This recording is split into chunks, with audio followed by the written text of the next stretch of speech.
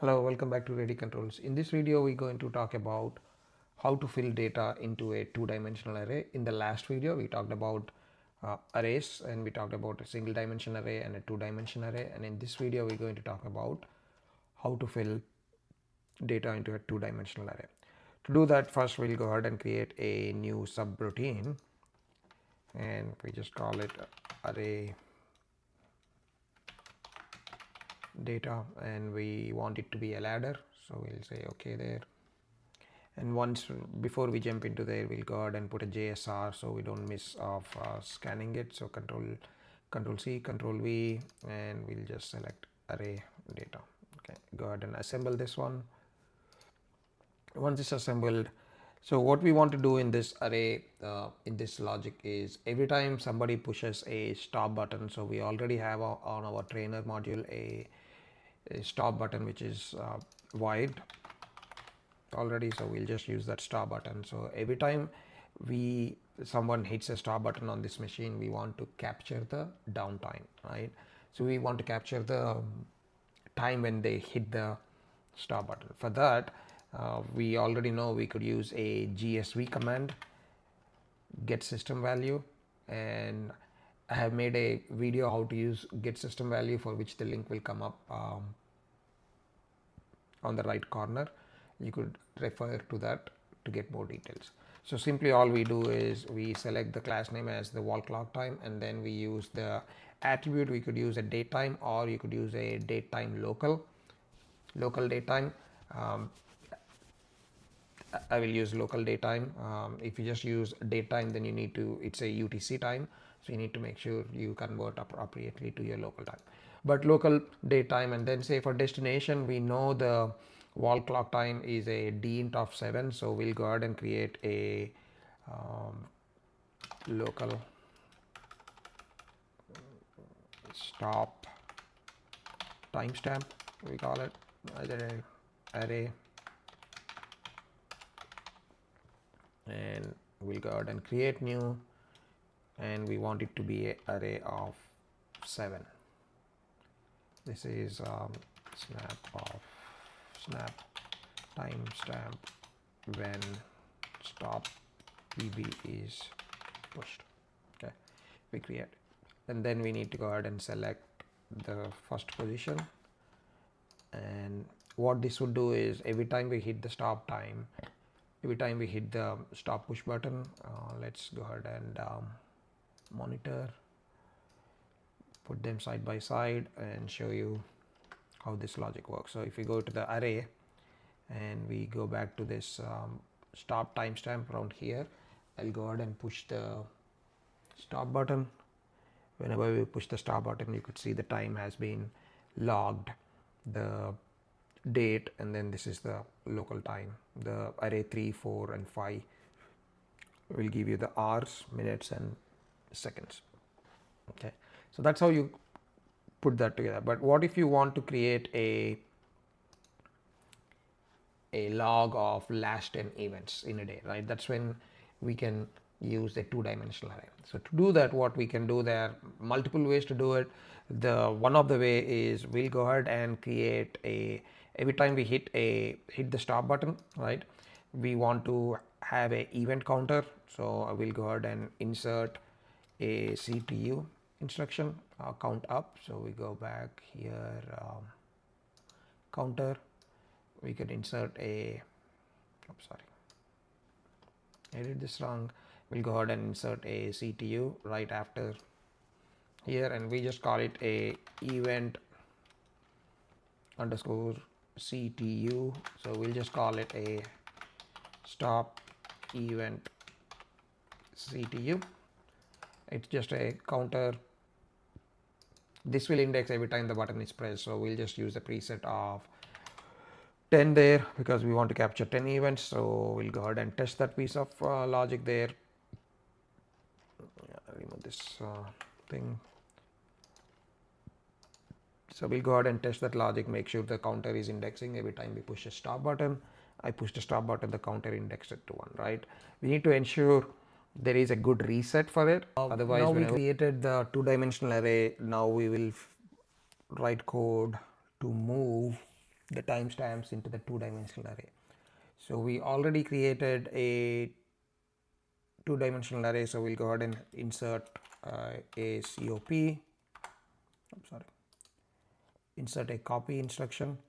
What we want to do is take this stop timestamp and we want to log it into a two-dimensional array. So I have created a stop event log time array, which is 10 events, and each event will capture the GSV timestamp, which is array of d in top 7. So we'll go ahead and use the destination as stop event underscore log time.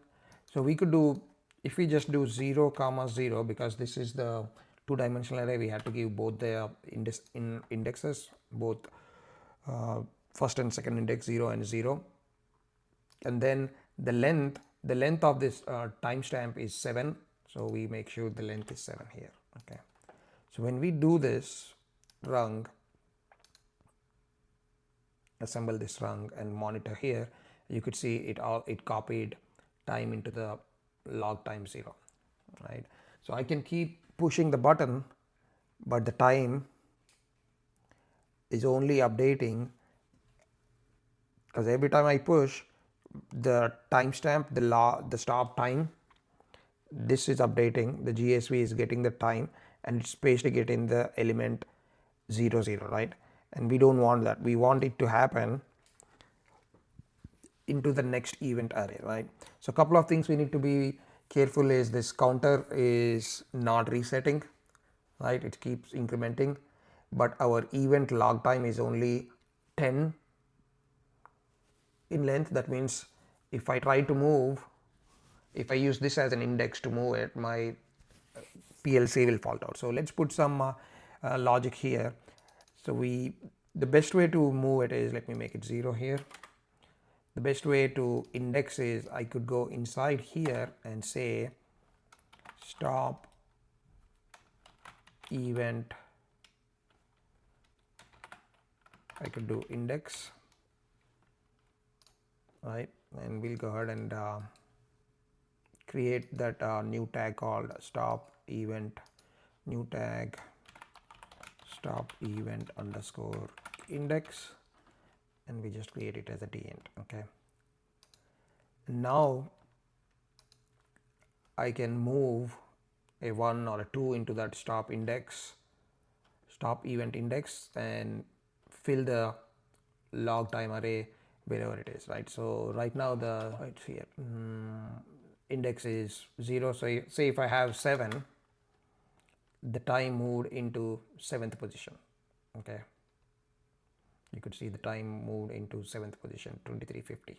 Okay, so now I have a logic which will move, but we want to ensure this index does not go above 10, right? The moment the index goes above 10 is where we know we don't have enough registers in the stop log time, because the stop log time goes from 0 to 9, right? So a small check condition we will do is we want to make sure it is always less than, we go into compare, less than or equal to, so we say stop underscore event, stop underscore event index to be less than or equal to 9, right? So this logic will help us prevent having any faults because of lack of array elements in the stop event log. Okay, so now what we will do is we have to just move this accumulator into the stop index mode. Okay, and also reset the counter, right? So we'll go back and add a new rung, and we'll just a move, sorry, it's a MV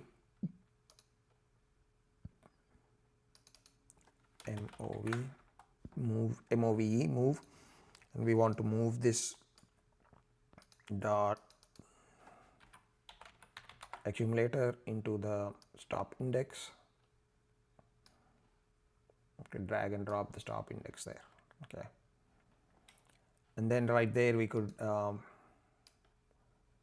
put a comment if and do a reset. So we can say greater than or equal to if ACC is greater than or equal to 9, insert reset the counter. Okay, I'm just showing different ways to do the logic. There are multiple ways to do the reset, but I'm just showing you one of this way. Okay, so now we can go ahead and test this one. We push the button, the timestamp updated to 55 here, 23:55 in event log 1, and we push the button. Now the time updated in 23:55:27. So you could see 23:55:13 and 27. And now when I hit again, the timestamp will go into position 3, which is log timestamp position 3, which is 55:41, and so and so. So now it goes into the 4th position. Now the 5th position is updated. You could see the 5th position updated time, and then 6th position got its time, 7th got updated, 8th got updated 23:56, and 9th got updated to 23:56:11. Okay, and then it reverted back to position 1. So this is how you write logic to move data into a copy data into a 2-dimensional array. A couple of key things: make sure your target location is long enough, if long enough to capture the data. So right now we are capturing 10 events in here, 0 to 9, total 10 events, and this is some helper logic to prevent some overflow and major faults. So next set of videos I will work on a file search compare video. But if you like this video and it added some value to you, please like, share and subscribe to this channel, and don't hesitate to put a comment. And if you need access to this code, I will put a link in the description where you could download this video. So that's it for this video. I will see you in the next video. Thank you.